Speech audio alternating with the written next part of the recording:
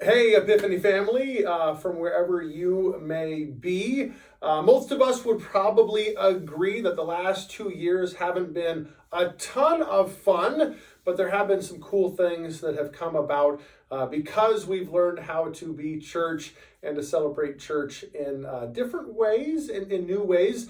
And a lot of that is that we've connected with you in this way through cameras and through technology. And we know that some of you all are worshiping at home, whether it's because of safety or health reasons, or maybe you call Epiphany your church home and you're not here locally. You're not here in the area, but you are still a part of this community on Sundays and maybe throughout the week on our Bible studies as well. So if that is you, hopefully you're already doing this, but just in case you're not, wanted to talk a little bit about celebrating communion at home with us on a Sunday morning or a Wednesday night when it is that we celebrate community here at Epiphany.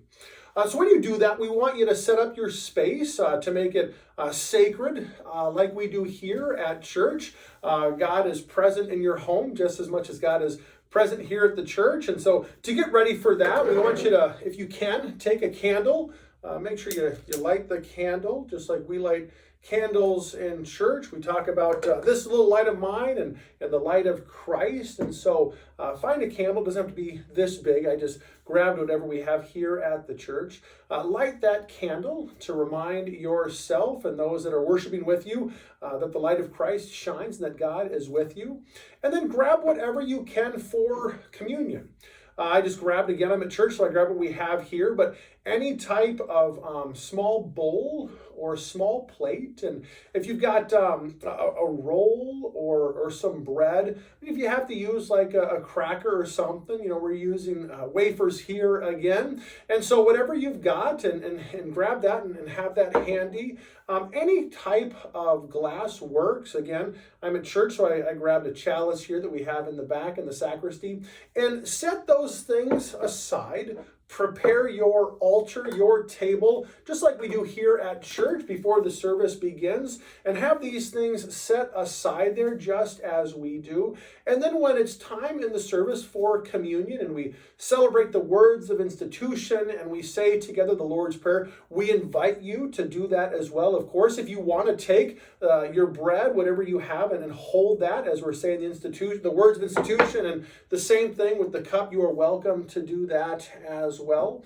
And then either when we celebrate communion up front for the worship leaders, or when folks are coming up front, you can choose to take and receive your communion then at that point. And if you want to be overachievers, you can do like we do. And when we have extra, we don't put it back in the fridge, or we don't store it for next time. We take these gifts of God and we return them back to the earth from where they came.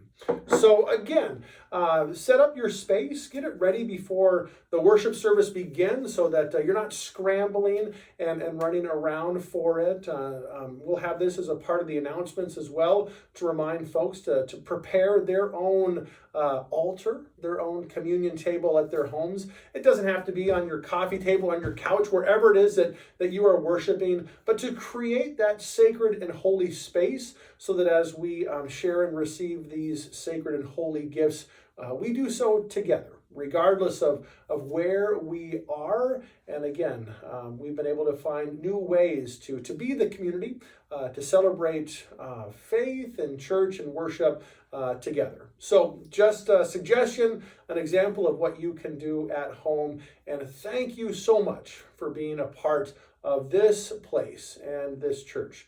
We are blessed to have you.